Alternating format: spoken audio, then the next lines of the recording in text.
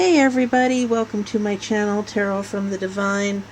I'm here with your Angels, Demons, and Soul Contracts, episode number 11. I know it's been a few days, but remember, I'm only going to do 2 to 3 a week to keep it sort of interesting and, so you don't get bored with it every day, because I know that it can be a lot of information to absorb. I know it is for me. So this way, everything will hopefully be absorbed a little bit better. It'll be a little bit better received, and it'll be something more anticipated than, oh God, here it is again, type of a thing. Okay, so that's why I'm doing it this way, just 2 to 3 days a week, and and it'll be I think it'll be a little more interesting that way. Alright, so today we're talking about the 10th angel and the 10th spirit, or, what they call demons. And the angel is Aladia, or Aladia, and Aladia is a cherubim, and I need to write these down. A cherubim is beneath a seraphim, which is the highest rank of angels. So cherubim are the cherubs who guard the Garden of Eden and escort the throne of God. Okay? And people born under this angel enjoy good health, are happy in their enterprises, and esteemed by those who know them and frequent sophisticated societies. Aladia protects those guilty of hidden crimes, governs rage and pestilence, and cures diseases. Now that sounds like kind of a rogue angel, doesn't it? Protects those guilty of hidden crimes. But we'll see what happens when we get to the soul contracts, okay? And we've got divine grace, right? And then Boer is a president, and presidents are at the very bottom. They are the servants to the higher angels who rebelled against God and were cast out of heaven for following their leaders into battle. So presidents are the servants to the princes and possibly the dukes. All right, so they are the lowest ranking of the spirits, and then below them are the true servants, the minions, the lesser demons, and all of that. Okay, so the 10th spirit, Boer, is a great president who appears in Sagittarius, and Sagittarius is coming up in November, December, which is his shape when the sun is there. So he is shaped like Sagittarius. He teaches philosophy, both moral and natural, and the logic arts and the virtues of all herbs and plants. He heals all distempers in man and gives good familiars. Boer governs 50 legions of spirits and demands obedience, which you must adopt when calling him forth to appear. Alright, since he's lower on the totem pole, at the very bottom of the totem pole, he demands your obedience when you call him. He will make you his servant, because he's, narcissistic like that. Okay? Now, I'll leave the book open there so that you can see what I'm getting it from. Put it right there. Okay, now, for Aladia corresponds to the 6 of Pentacles in the tarot, and 6s are harmony and communication.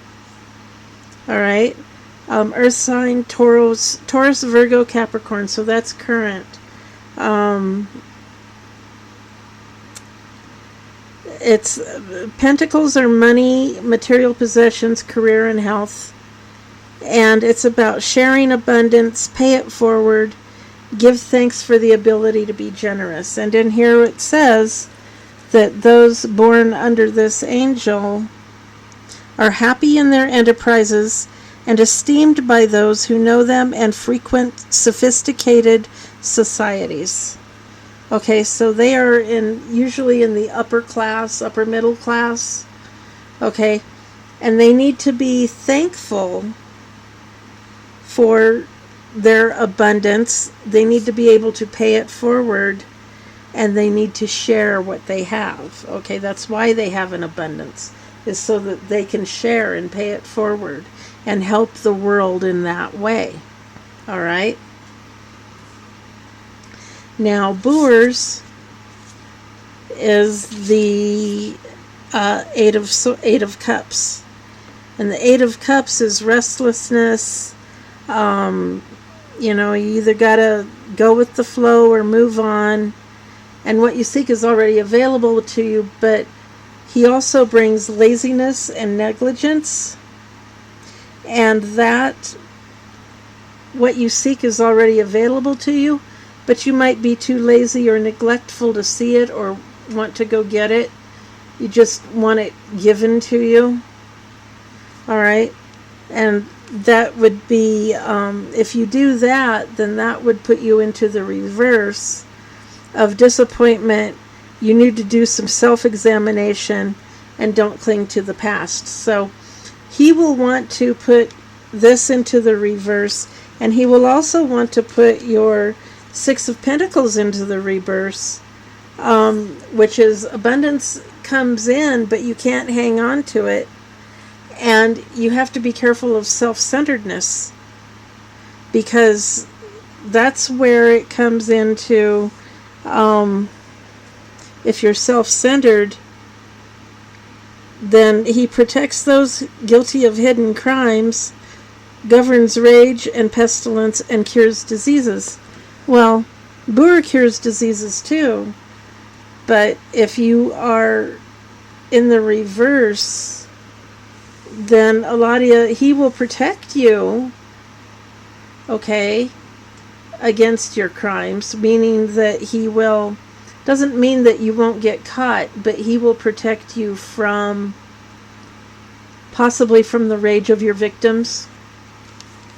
Okay, but you want to work it so that you can have both of these in the upright and avoid being lazy and neglectful. All right, now in soul contracts, we have soul contract A, which is play now and pay later. So that's what Boer wants to do. He wants to play now and pay later. He wants to be lazy and neglectful. He wants everything brought to him, given to him, all of that. And he doesn't want to work for it. No. He doesn't want to work for it. And if he shows up in your life, then he wants you to do it for him. Okay? When in the other way around, he's actually a servant. But since he's a servant where he is, then when he comes to you, then he wants you to be his servant, and he wants you to do all the hard work, and you do this and that for him, then maybe he'll give you what you want. Okay? Do you see what I'm saying? And so play now and pay later, he definitely is involved in that if you have him in your life at all. And when it comes time to pay, sometimes an extended contract is offered to give you a chance for redemption. Okay, so your contract might get extended, and he's going to say, well, okay, yeah, I'll give you back everything, and I'll give you all this other stuff, but you got to do this. And he will give you impossible tasks or challenges, and then, or he'll make it sound easy, like all you have to do is this, that's it, that's all you have to do. But then he'll put obstacles in your way of getting that done, so that you end up doing 10 times more than you actually need to do, and you still may not make it. And so he tries to put you into servitude that way. Option B, pay as you go. Build up good karma to offset your playtime. All right. So you need to really focus on your Six of Pentacles in this contract. You need to focus on your Six of Pentacles, being able to share, pay it forward, do the good deeds, do all of that, and be thankful for what you have, grateful for what you have, and show that you're grateful, and then more abundance will come in. If you are stingy with what you have and you don't help others, then the abundance will come, but it will go away. And you won't have enough to help yourself, much less anyone else. And with the Eight of Swords, it's already available to you, but you have to see it, and you have to do the work to get it, and you do it without Boer's help, okay? And if you do decide to play and you play with him, then expect this to turn upside down. Expect your abundance to go away. Expect all of that to go away. Okay? And then he will actually try to put you into karmic debt. He will actually try to put you into this criminal aspect where you will be protected by your angel, but you're going to go into karmic debt, and then at the end, chances are he could bring you in under one of his minions, and he would be a servant to him until you can work your way out of karmic debt, however many lifetimes that takes. And then we have option C. You receive bad karma that you don't deserve. You're under constant temptations by the demons, and he's going to say, well, why even work for it? Why even try? Just be lazy about it, and don't worry about it, because it's, you're not going to get anything anyway, and everything's going to be all goofed up. And, your abundance, you're not going to have much in the way of abundance, but what you do have in abundance, especially with this, with option C, you especially need to be able to share what you have. Okay?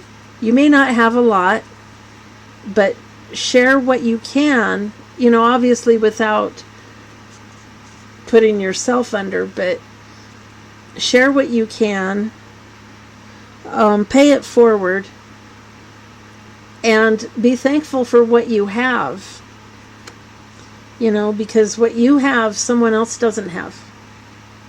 There's always somebody worse off. In one way or another, there's always someone worse off than you. So be thankful for what you have and pay it forward. And don't fall into the, clinging to the past and, oh my gosh, what if, people have done all of this to me and all of this, and I don't want to help anybody. I don't, all of that. Don't do that. You still need to help. That's one of the biggest tests. See, and then your karma, you're building up good karma. You're banking it so that when at the end of whatever this game is that we're playing, at the end, you will receive reward. And he doesn't want you to get reward. He wants your reward. So he's going to do everything he can to take what you have, keep what you have, steal it from you, and try to make you give him more and build up your bad karma so that it overrides your good karma, and once again you go into his debt. See, that's That's the fight there. When the angels say they're fighting for your soul, well, actually, you're the one doing the fighting. But they are trying to direct you and guide you and say, be thankful for what you have. This is what you have. Trust us, in the end you will be rewarded. Everything will come about. And you're going to be like, well, I'm going to be dead by the time the reward comes around. Well, the reward will be not necessarily material. It could be physical. I just got a confirmation on my phone. It's not necessarily physical or material. It can be in the spiritual world.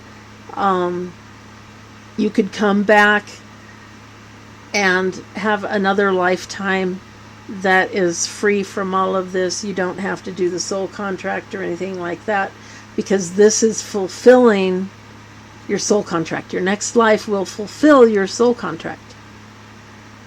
Okay, so we have people walking around out here that they have the best life ever, and nothing bad ever happens to them or whatever. It could be that they had a soul contract and they are being rewarded. This lifetime they're being rewarded. Okay, we have different timelines going on in this world. So we need to remember that. Stop and think about it. Don't be jealous of someone that has better than you. Don't be jealous of that, because in a past lifetime they may have been living the life that you're living.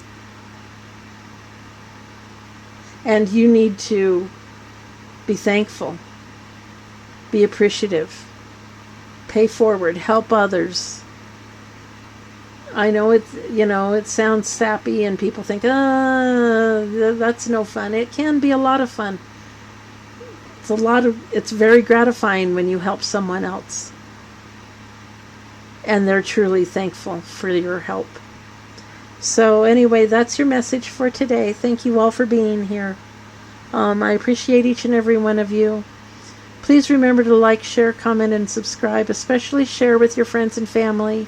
And hit the notification bell so you know when I upload. And hey, until next time, have a great day.